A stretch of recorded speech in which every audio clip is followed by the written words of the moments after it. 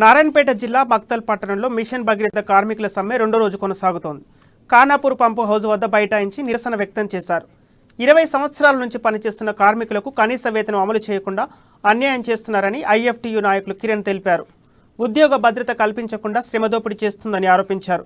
Executive engineer పుట్టా Venkatareddy ESI, PF అమలు రాకుండా చూస్తున్నారని, ప్రశ్నించిన వారిని ఉద్యోగం నుండి తొలగిస్తామని బెదిరిస్తున్నారని తెలిపారు.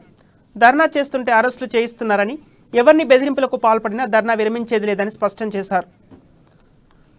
వేతనాలు సాధించుకో కార్మికుల ఐక్యత వర్ధిల్లాలి, కార్మికుల ఐక్యత వర్ధిల్లాలి, కార్మికుల ఐక్యత